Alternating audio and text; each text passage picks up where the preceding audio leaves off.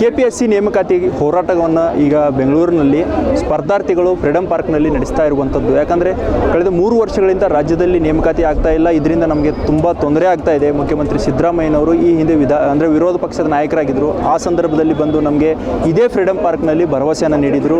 ನಾನು ನಮ್ಮ ಸರ್ಕಾರ ಬಂದ ನಂತರ ನೇಮಕಾತಿ ಪ್ರಾರಂಭ ಮಾಡ್ತೀನಿ ಅನ್ನೋ ಭರವಸೆ ನೀಡಿದರು. ಆದರೆ ಇವತ್ತು ಅವರು CM ಆಗಿದ್ದಾರೆ. ಆದರೆ ನಮ್ಮ ಕೊಟ್ಟ ಮಾತನ್ನು ತಪ್ಪಿದ್ದಾರೆ ಅನ್ನೋ ನಿಟ್ಟಿನಲ್ಲಿ ಇವತ್ತಿನ ಈ ಕೆಪಿಎಸ್ಸಿ ಅಂದರೆ ಸ್ಪರ್ಧಾರ್ಥಿಗಳು ಹೋರಾಟವನ್ನು ಮಾಡ್ತಾ ಇದ್ದಾರೆ.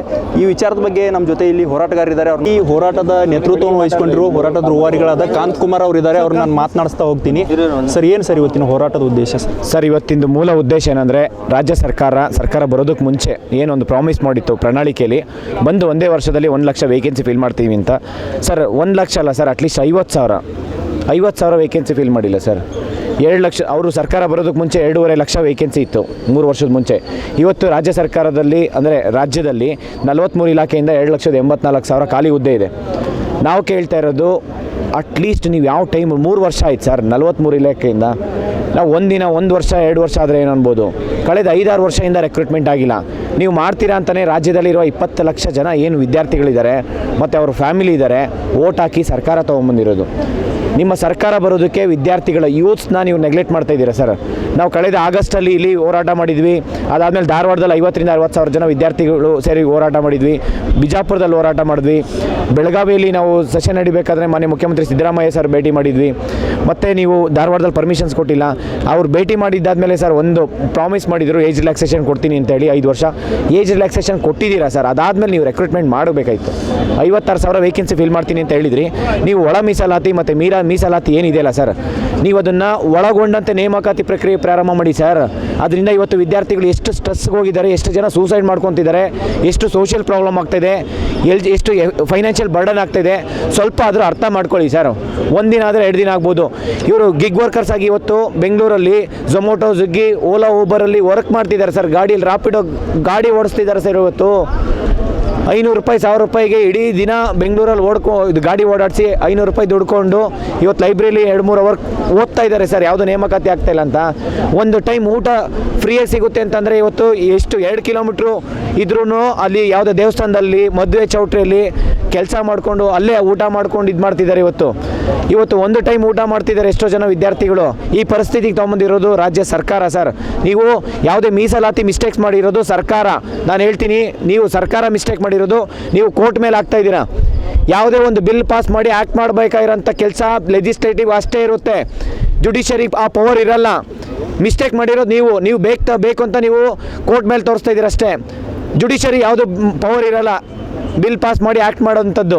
ಆ ಪವರ್ ಇಂಡಿಪೆಂಡೆಂಟ್ ಪವರ್ ಒಂದೇ ಇರೋದು ರಾಜ್ಯದಲ್ಲಿ ಲೆಜಿಸ್ಲೇಟಿವ್ ಅಷ್ಟೇ. ಕೇಂದ್ರದಲ್ಲಿ ಪಾರ್ಲಿಮೆಂಟಿಗೆ ನೀವು ಮಾಡಬೇಕಾಗಿರೋದು ಯಾವುದೇ ಮಿಸ್ಟೇಕ್ಸ್ ಇದ್ರೂ ಅದನ್ನು ಸರಿಪಡಿಸ್ಕೊಂಡು ನೀವು ನೇಮಕಾತಿ ಮಾಡಬೇಕಾಗಿರೋಂಥ ಜವಾಬ್ದಾರಿ ರಾಜ್ಯ ಸರ್ಕಾರದ್ದು. ರಾಜ್ಯ ಸರ್ಕಾರ ಬೇಕು ಅಂತಲೇ ಮಾಡ್ತಾ ಇದೆ ಅಂತ ಅನ್ಸ್ಬಿಡುತ್ತೆ. ಇವತ್ತು ನೀವು ಹೆಲ್ತು, ಎಜುಕೇಷನ್ನು, ಸ್ಪೋರ್ಟ್ಸಿಗೆ ತುಂಬ ಇಂಪಾರ್ಟೆನ್ಸ್ ಕೊಡಿ. ರಾಜ್ಯ ನೋಡಿ, ಅವಾಗ ರಾಜ್ಯದ ಯುವಕರು 20 ಲಕ್ಷ ಜನ ಅನ್ಎಂಪ್ಲಾಯ್ಡ್ ಆಗಿದ್ದಾರೆ. ಇವತ್ತು ನೀವು ಅನ್ಎಂಪ್ಲಾಯ್ಮೆಂಟ್ ಅಂತ ಫ್ಯಾಕ್ಟ್ರಿ ಮಾಡಿದ್ದೀರಾ. ಇವತ್ತು ರಾಜ್ಯದಲ್ಲಿ 20 ಲಕ್ಷ ಜನ ಇವತ್ತು ಒಂದು ಹುದ್ದೆ ಮಾಡ್ತಿದ್ರೆ ಕಡಿಮೆ ಅಂತಂದರೆ 50,000 ಆದರೂ ಇವತ್ತು ಸ್ಯಾಲ್ರಿ ತೊಗೊತಾಯಿದ್ರು ಹೊರಗಡೆ ಹೋಗಿ. ಇವತ್ತು 5 ವರ್ಷ ಕುತ್ಕೊಂಡೋದ್ರು ಯಾವುದೋ PhD ಸರ್ಟಿಫಿಕೇಟ್ ಕೊಡಲ್ಲ ಇವರು ವಿದ್ಯಾರ್ಥಿಗಳಿಗೆ. 5 ವರ್ಷ ಓದಿದ್ರು ನೀವು time to time event of calendar maintain ಮಾಡಿ ನೀವು ನೇಮಕಾತಿ ಓಡಿಸಿ. ಆ ಒಂದು UPSC ಮಾದರಿ ಥರ ಫೀಸ್ ಸ್ಟ್ರಕ್ಚರ್ ಇಡಿ, ಒಂದು ಈವೆಂಟ್ ಆಫ್ ಕ್ಯಾಲೆಂಡರ್ ಇರಲಿ. KPSCಗೆ ಏನು ನೋಟಿಫಿಕೇಶನ್ಸ್ ಹೋಗಿದೆ, ಒಂದೊಂದು ನೋಟಿಫಿಕೇಶನ್ಸ್ 5 ವರ್ಷ ತೊಗೊತಾರೆ ಸರ್ ಇವರು. ಸರ್, ಮೇನ್ಲಿ ಅಂದರೆ KPSC ಬಗ್ಗೆ ನಿಮಗೆ ಯಾಕೆ ಆಕ್ರೋಶ, ಏನಾಗ್ತಾ ಇದೆ KPSCಯಲ್ಲಿ? ಸರ್, KPSC ಕಂಡ್ರೆ ಏನಂತ ಅನ್ಸ್ಬಿಡುತ್ತೆ. ಅದೇನಾದರೂ ಕಾನೂನು ರೀತಿಯಲ್ಲಿ ಅದಕ್ಕೆ ಏನಾದರೂ ಬೆಂಕಿ ಹಚ್ಚೋದಿತ್ತಂದರೆ ಕಾನೂನು ರೀತಿಯಲ್ಲಿ 100% ಬೆಂಕಿ ಹಚ್ಬಿಡ್ತಿದ್ವಿ ಸರ್. ಅದಕ್ಕೆ ಅದ್ರೇನು ಮಾಡೋದು, ಕಾನೂನು ರಿಸ್ಟ್ರಿಕ್ಷನ್ ಇದೆ ಅಷ್ಟೇ. ಖಂಡಿತ ಹೇಳ್ತಾ ಇದ್ದೀನಿ ಸರ್, ಅಷ್ಟು ಇದಾಗುತ್ತೆ. ಆ ಕಡೆ KPSC ಸೆಕ್ರೆಟ್ರಿ ಅವ್ರನ್ನ ಒಳ್ಳೆ ಸೆಕ್ರೆಟ್ರಿ ತೊಗೊಂಬಂದರೆ, ಈ ಕಡೆ ಎಕ್ಸಾಮಿನೇಷನ್ ಕಂಟ್ರೋಲರು ಏನು ಕ್ವಶನ್ ಪೇಪರ್ ಅವ್ರು ಯಾವ ಕ್ವಶನ್ ಬೇಕೋ ಅವ್ರಿಗೆ ಯಾರಿಗೆ ಬೇಕೋ ಅವ್ರಿಗೆ ಸೇಲ್ ಮಾಡ್ಕೊತಾರೆ ಜಾಬ್ನ. ಒಂದು ಕಡೆ ನಾವು ರಿಫಾರ್ಮ್ಸ್ ಅಂತ ತೊಗೊಂಬಂದರೆ ಒಂದು ಕಡೆ ಸರ್ ಅಸೆಂಬ್ಲಿಯಲ್ಲಿ ದಿನ ಪೂರ್ತಿ 2 ದಿನ ಚರ್ಚೆ ಆಯ್ತು ಸರ್ KPSC ಬಗ್ಗೆ. ಒಂದು ಸಣ್ಣ ರಿಫಾರ್ಮ್ಸ್ ಆಗಿತ್ತಾ ಸರ್? 16 ಜನ ಮೆಂಬರ್ಸ್ ಇದ್ದಾರೆ. ಇವರು ನಾವು ಒಂದು 5 to 6 ಮೆಂಬರ್ಸ್ ತೊಗೊಂಬನ್ನಿ ಅಂತ ಹೇಳಿದ್ರಿ. 16 ಜನ ಮೆಂಬರ್ಸು ಬೇಕು ಅಂತ ಕರಪ್ಷನ್ ಮಾಡ್ತಾರೆ. ಯಾರಿಗೆ ಬೇಕು ಅವ್ರಿಗೆ ಹುದ್ದೆ ಮಾಡ್ಕೊತಾರೆ. ಒಂದೊಂದು ಜಾಬ್ 50 ಲಕ್ಷ, 1 ಕೋಟಿ ಸರ್ ಒಂದು ಎಕ್ಸಾಮ್ಸು ಒಂದು ವರ್ಷಕ್ಕೆ ಈವೆಂಟ್ ಆಫ್ ಕ್ಯಾಲೆಂಡರ್ ಇರುತ್ತೆ ಸರ್, ಒಂದು ವರ್ಷದಲ್ಲಿ ಕಂಪ್ಲೀಟ್ ಮಾಡೋಂಥದ್ದು. ಕೇಂದ್ರ ಸರ್ಕಾರದಲ್ಲಿ ಒಂದೊಂದು ನೋಟಿಫಿಕೇಶನ್ ಮಾಡಿದ್ರೆ ಪ್ರತಿ ವರ್ಷ ನೋಟಿಫಿಕೇಶನ್ಸ್ ಆಗುತ್ತೆ ಕೇಂದ್ರದಲ್ಲಿ. ನಮ್ಮ ರಾಜ್ಯದಲ್ಲಿ KPSC ಯಾಕಪ್ಪ ಎಕ್ಸಾಮ್ ಬರಿತೀವಿ ಅನ್ನೋದು ಪರಿಸ್ಥಿತಿ ಬಂದ್ಬಿಡುತ್ತೆ. 2 ವರ್ಷ ಆಯಿತು ಲ್ಯಾಂಡ್ ಸರ್ವೇರ್ದು ಮತ್ತು agriculture officer, assistant agriculture officer KPSC notification ಬಂದು ಒಳ ಮೀಸಲಾತಿ ಅಂತ ಸ್ಟಕ್ ಆಗಿ 2 ವರ್ಷ ಆಯಿತು. ರಾಜ್ಯದ ಯುವಕರು ಬೇರೆ ಬೇರೆ ಜಾಬ್ ಕೆಲಸ ಬಿಟ್ಟು ಈ ಎಕ್ಸಾಮ್ಗೆ ಓದ್ಕೊಂಡು ಅವರಿಗೆ ಎಷ್ಟು ಫೈನಾನ್ಷಿಯಲ್ ಬರ್ಡನ್ ಆಗುತ್ತೆ, ಎಷ್ಟು ಸೋಷಿಯಲ್ ಬರ್ಡನ್ ಆಗ್ತಾ ಇದೆ, ಎಷ್ಟು ಸ್ಟ್ರೆಸ್ ಆಗ್ತಾ ಇದೆ, ಹೆಲ್ತ್ ಕಂಡೀಷನ್ನು ಒಂದು ಸತಿ ಆದರೂ ಯೋಚನೆ ಮಾಡಿದ್ದೀರಾ? ಅದೇ ನಿಮ್ಮ MLA ಮಿನಿಸ್ಟರ್ಸು ಮಕ್ಕಳುಗಳು, ನಿಮ್ಮ ಮಕ್ಕಳಿಗೆ ಈ ಪರಿಸ್ಥಿತಿ ಬಂದಿದ್ರೆ ನೀವು ಸುಮ್ಮನೆ ಇರ್ತಿದ್ರಾ ಸರ್? ಇವತ್ತಿನ ದಿನ ಏನು ಮಿನಿಸ್ಟರ್ ಹತ್ರ ಇದೆಯಲ್ಲ, ಒಬ್ಬೊಬ್ಬ ಮಿನಿಸ್ಟ್ರಲ್ಲಿ ಸಾವಿರಾರು ಕೋಟಿ ಆಸ್ತಿ ಇದೆ, ಸಾವಿರಾರು ಕೋಟಿ ಆಸ್ತಿ. ಒಂದು 5-6 ಜನ ಮಿನಿಸ್ಟರ್ ಅಂದರೆ ಒಂದು ವರ್ಷದ ಬಜೆಟ್ ಅನ್ಕೊಬೋದು ಸರ್, ಅಷ್ಟು ಆಸ್ತಿ ಇದೆ. ಅಷ್ಟು ಆಸ್ತಿನ ದಯವಿಟ್ಟು ಹೇಳ್ತೀನಿ ಕೇಳಿ, ನೀವು ಆಸ್ತಿ ಮಾಡೋದೆಲ್ಲ ಇಂಪಾರ್ಟೆಂಟ್ ಅಲ್ಲ. ಈ ಒಂದು ವಿದ್ಯಾರ್ಥಿಗಳ ಕರ್ಮ ಏನಿದೆ, ಈ ಕರ್ಮ ನಿಮಗೆ ತಟ್ಟದೆ ಬಿಡಲ್ಲ. ನೀವು ಹೇಳ್ತೀನಿ ಕೇಳಿ, ಹಿಂದೆ ಇತ್ತು ಅಪ್ಪ ಮಾಡಿದ ಮಕ್ಕಳಿಗೆ, ಮಕ್ಕಳು ಮಾಡಿದ ಮೊಮ್ಮಕ್ಕಳಿಗೆ ಅಂತೇಳಿ, ಈಗ ಆ ರೀತಿ ಇಲ್ಲ. ಈ ವಿದ್ಯಾರ್ಥಿಗಳ ಶಾಪ ನಿಮಗೆ ತಟ್ಟದೆ ಬಿಡಲ್ಲ. ಎಸ್ಪೆಷಲಿ ಮಿನಿಸ್ಟರ್ಸ್ಗೆ ಹೇಳ್ತೀನಿ ಕೇಳಿ, ನೀವು ಹೇಳೋಂಥ ಒಂದೊಂದು ಸ್ಟೇಟ್ಮೆಂಟ್ಸು ತುಂಬ ಇಂಪಾರ್ಟೆಂಟ್ ಇರುತ್ತೆ. ಪ್ರತಿಯೊಂದು ಸತಿ ಮಾಧ್ಯಮದ ಮುಖಾಂತರ ನೀವು ಯಾವುದೇ ಕಾರ್ಯಕ್ರಮಕ್ಕೆ ಹೋದಾಗ ಸುಳ್ಳು ಸ್ಟೇಟ್ಮೆಂಟ್ಸ್ ಹೇಳ್ತಿದ್ರಲ್ಲ, ಆ ರೀತಿ ಸ್ಟೇಟ್ಮೆಂಟ್ಸ್ ಹೇಳೋಕ್ಕೆ ಹೋಗ್ಬಿಡಿ. ಶಿಕ್ಷಣ ಸಚಿವರು ಹೇಳ್ತಾರೆ 80,000 ಖಾಲಿ ಹುದ್ದೆ ಇದೆ ಸರ್ ನಮ್ಮ ರಾಜ್ಯದಲ್ಲಿ. PSTR, GPSTR, HSTR, PU lecturer, assistant professor, ದೈಹಿಕ ಶಿಕ್ಷಕರು 17 ವರ್ಷ ಆಗಿದೆ ನೋಟಿಫಿಕೇಶನ್ಸ್ ಆಗಿ. GPSTR 3 ವರ್ಷ ಆಗಿದೆ. ಅವ್ರು ಬರ್ತಾರೆ ಪ್ರತಿಯೊಂದು ಕಾರ್ಯಕ್ರಮದಲ್ಲಿ ಮಾಧ್ಯಮದ ಮುಖಾಂತರ ಹೇಳ್ತಾರೆ, ಒಂದು ಜಾಬ್ ಅವರು ನೋಟಿಫಿಕೇಶನ್ ಮಾಡಿದಾರ ಹೇಳ್ಬಿಡಿ ಸರ್.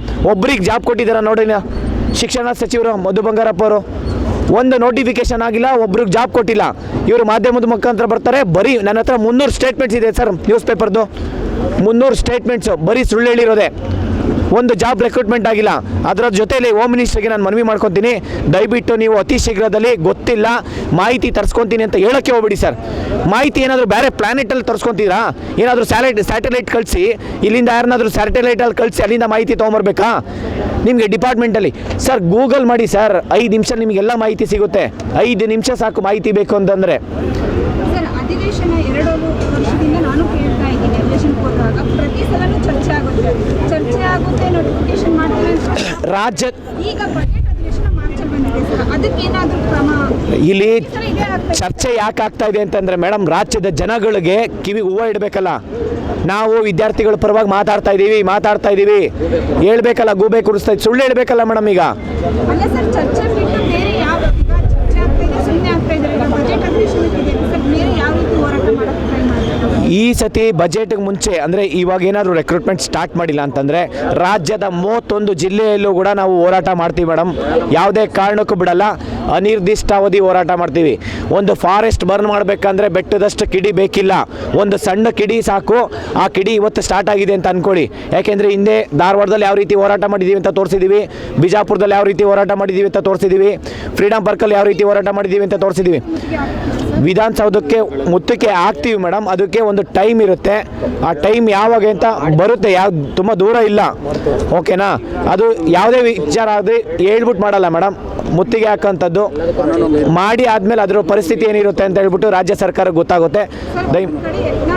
ಹೇಳಿದ್ದಾರೆ ಸರ್, ಬಜೆಟ್ ಅಧಿವೇಶನಕ್ಕೆ ಯಾರು ಒಳಗಡೆ ಬರೋಕ್ಕಾಗಲ್ಲ, ಆ ಮಟ್ಟಕ್ಕೆ ವಿದ್ಯಾರ್ಥಿಗಳು ಬರ್ತಾರಿಲ್ಲ, ಅದಕ್ಕೆ ಯಾವ ರೀತಿ ಅದೇ ಪ್ರಿಪ್ರೇಷನ್ ಮಾಡ್ತೀವಿ ಮ್ಯಾಮ್. ಯಾಕೆಂದರೆ ಅದು ಕಾನ್ಫಿಡೆನ್ಷಿಯಲಿ, ಈಗ ಸರ್ಕಾರದಲ್ಲಿ ಹೆಂಗೆ ಕಿಚನ್ ಕ್ಯಾಬಿನೆಟ್ ಅನ್ನೋದಿರುತ್ತೆ, ಅದೇ ರೀತಿ ನಮ್ಮಲ್ಲೂ ಒಂದು ಕಿಚನ್ ಕ್ಯಾಬಿನೆಟ್ಟು, ಒಂದು ಕಾನ್ಫಿಡೆನ್ಷಿಯಲ್ ಮ್ಯಾಟ್ರ್, ಏನೇನು ಮಾಡಬೇಕು ಏನೇನು ಮಾಡಬಾರ್ದು ಎಲ್ಲ ಚರ್ಚೆ ಮಾಡಿ, ಯಾವುದನ್ನು ಯಾವಾಗ ಮಾಡಬೇಕು ಅಂತ ಯೋಚನೆ ಮಾಡಿ 100% ವಿದ್ಯಾರ್ಥಿಗಳಿಗೆ ಅನುಕೂಲ ಆಗೋ ರೀತಿ. ಇವಾಗೇನಾದರೂ ಅವರು ರೆಕ್ರೂಟ್ಮೆಂಟ್ ಮಾಡಿಲ್ಲ ಅಂತ ಅಂದರೆ ಎಲ್ಲ ರೀತಿಯೂ ಹೋರಾಟ ಮಾಡ್ತೀವಿ ಮೇಡಮ್. ಇನ್ನೊಂದು ವಿಚಾರ ಏನಂದರೆ, ರಾಜ್ಯ ಸರ್ಕಾರ ಎಚ್ಚೆತ್ಕೊಬೇಕು. ನಾವು ಡೈರೆಕ್ಟ್ ಎಲ್ಲರೂ ಜಾಬ್ ಕೊಡಿ ಅಂತ ಕೇಳ್ತಾ ಇಲ್ಲ, ಡೈರೆಕ್ಟ್ ಜಾಬ್ ಕೊಡಿ ಅಂತ ಕೇಳ್ತಿಲ್ಲ. ಆಪರ್ಚುನಿಟೀಸು ನೋಟಿಫಿಕೇಶನ್ ಮಾಡಿ, ಈವೆಂಟ್ ಆಫ್ ಕ್ಯಾಲೆಂಡರ್ ಮೇಂಟೈನ್ ಮಾಡಿ. 6 ತಿಂಗಳಾಗ್ಬೋದು ಅದು. ನೀವು ಇವಾಗಿದ್ದ ತಕ್ಷಣ ನೋಟಿಫಿಕೇಶನ್ ಆಗಿದ ತಕ್ಷಣ ಯಾರು ಅವರಿಗೆ ಆರ್ಡರ್ ಕಾಪಿ ಕೊಡಲ್ಲ. ನೀವು ಎಕ್ಸಾಮ್ ಆಗಬೇಕು, ಎಕ್ಸಾಮ್ ಆದಮೇಲೆ ಪೊಲೀಸ್ ವೆರಿಫಿಕೇಷನ್ ಸಿಂಧುತ್ವ ಅಂತಲೇ 3 ತಿಂಗಳು ತೊಗೊತಾರೆ ಇವರು. ಕಡಿಮೆ ಅಂದರೆ 1 ವರ್ಷ ಬೇಕು ಮೇಡಮ್, ನಾನು ಹೇಳ್ತೀನಿ ಕೇಳಿ, 1 ವರ್ಷ ಬೇಕು. ನೀವು ಇವಾಗ ನೋಟಿಫಿಕೇಶನ್ ಮಾಡಿ ಒಂದು ಟೈಮ್ ಲೈನ್ ಫಿಕ್ಸ್ ಮಾಡಿ, ಯಾವಾಗ ಎಕ್ಸಾಮ್ ಮಾಡ್ತೀರಾ, ಯಾವಾಗ ರಿಸಲ್ಟ್ ಬಿಡ್ತೀರಾ, ಯಾವಾಗ ಆರ್ಡರ್ ಕಾಪಿ ಕೊಡ್ತೀರಾ. ಬರೀ ನೋಟಿಫಿಕೇಶನ್ ಮಾಡಿ in the name of application ಫೀಸಲ್ಲಿ ಕೋಟಿ ಲೂಟಿ ಮಾಡೋಕ್ಕೆ ಹೋಗ್ಬೇಡಿ. ನಾವು ನೆಕ್ಸ್ಟ್ ನೀವು ಇದನ್ನು ಹಿಂಗೆ ಕಂಟಿನ್ಯೂ ಮಾಡುತ್ತಂದರೆ ZP TP ಎಲೆಕ್ಷನ್ನು, GBA ಎಲೆಕ್ಷನ್ನು ಮತ್ತು MLC ಎಲೆಕ್ಷನ್ನು ಎಲ್ಲ ಎಲೆಕ್ಷನ್ನು ಬೈಕಾಟ್ ಮಾಡ್ತೀವಿ. ಸರ್, ಈಗ ಸರಿ ಇಲ್ಲ, ವಿರೋಧ ಪಕ್ಷ ಏನು ಮಾಡ್ತಿದೆ, ಬಿಜೆಪಿ JDS ಬಾರ್ ಲೈಸೆನ್ಸ್ ಬಗ್ಗೆ ಚರ್ಚೆ ಮಾಡ್ತಾರೆ ಸದನದಲ್ಲಿ. ಸರ್, ಬಾರ್ ಲೈಸೆನ್ಸ್ ಬಗ್ಗೆ ಚರ್ಚೆ ಮಾಡ್ತಾರೆ, ಬೇರೆ ಬೇಡದೇ ಇರೋಂಥ ವಿಚಾರಗಳ ಬಗ್ಗೆ ಚರ್ಚೆ ಮಾಡ್ತಾರೆ. ಬಟ್ ಆದರೆ ರಾಜ್ಯದಲ್ಲಿ 20 ಲಕ್ಷ ಜನ ವಿದ್ಯಾರ್ಥಿಗಳಿದ್ದಾರೆ, ಅವ್ರ ಬಗ್ಗೆ ಚರ್ಚೆ ಮಾಡಲೇಬೇಕು. ಮಾಡೋ ಅಂಥದ್ದು ನಾವು ಎಲ್ಲರಿಗೂ ಮನವಿ ಮಾಡ್ಕೊಂಡಿದ್ದೀವಿ. ಇವತ್ತು ಕೂಡ BJPಯಿಂದ ಅರವಿಂದ್ ಬೆಲ್ಲತ್ ಸರ್ ಮತ್ತು N ರವಿಕುಮಾರ್ ಸರ್ ಬಂದಿದ್ದಾರೆ. ಅವರಿಗೆ ಎಲ್ಲ ವಿದ್ಯಾರ್ಥಿಗಳ ಪರವಾಗಿ ನಾವು ಅವ್ರಿಗೆ ಧನ್ಯವಾದ ತಿಳಿಸ್ತೀವಿ. ಇದೇ ರೀತಿ ಎಲ್ಲರೂ ಎಲ್ಲ ಮತ್ತು ಕನ್ನಡ ಪರ ಹೋರಾಟಗಾರರು ಬಂದಿದ್ದರು, ರೈತ ಪರ ಹೋರಾಟ ಬಂದಿದ್ದರು, ಬೇರೆ ಸಂಘಟನೆಗಳು ಈ ಒಂದು ಹೋರಾಟಕ್ಕೆ ಭಾಗವಹಿಸಿ ಈ ಹೋರಾಟನ ಯಶಸ್ವಿಗೊಳಿಸಿದ್ದಾರೆ. ಈ ಹೋರಾಟ ಇಲ್ಲಿಗೆ ಅಂತೂ ನಿಲ್ಲಿಸಲ್ಲ ಸರ್. ಇದು ಇನ್ನೂ ನಾನು ಹೇಳ್ದಲ್ಲ ಸರ್, ಇದು ಏನೋ ಜಸ್ಟ್ ಒಂದು ಕಡೆ ಬೆಂಕಿ ಹಚ್ಚಿರೋದು, ಅದು ಇನ್ನೂ ರಾಜ್ಯಾದ್ಯಂತ ಹತ್ಕೊಂಡು ಉರಿಯುತ್ತೆ. 100% ರಾಜ್ಯ ಸರ್ಕಾರ ಎಚ್ಚೆತ್ಕೊಂಡು ಈ ಕೂಡಲೇ ರೆಕ್ರೂಟ್ಮೆಂಟ್ ಮಾಡಬೇಕು ಅಂತ ಹೇಳ್ಬಿಟ್ಟು ನಾನು ಮನವಿ ಮಾಡ್ತೀನಿ. ಇವಿಷ್ಟು ಕಾಂತರಾಜ್ ಅವರ ಮಾತುಗಳು. ವಿಡಿಯೋ ಜರ್ನಲಿಸ್ಟ್ ಅರುಣ್ ಜೊತೆ ಪ್ರಹ್ಲಾದ್, ಪ್ರತಿಧ್ವನಿ ನ್ಯೂಸ್, ಬೆಂಗಳೂರು. ಹೆಚ್ಚಿನ ವಿಡಿಯೋಗಳಿಗೆ ಪ್ರತಿಧ್ವನಿ ಯೂಟ್ಯೂಬ್ ಚಾನೆಲ್ ಸಬ್ಸ್ಕ್ರೈಬ್ ಮಾಡಿ, ಬೆಲ್ ಐಕಾನ್ ಕ್ಲಿಕ್ ಮಾಡಿ.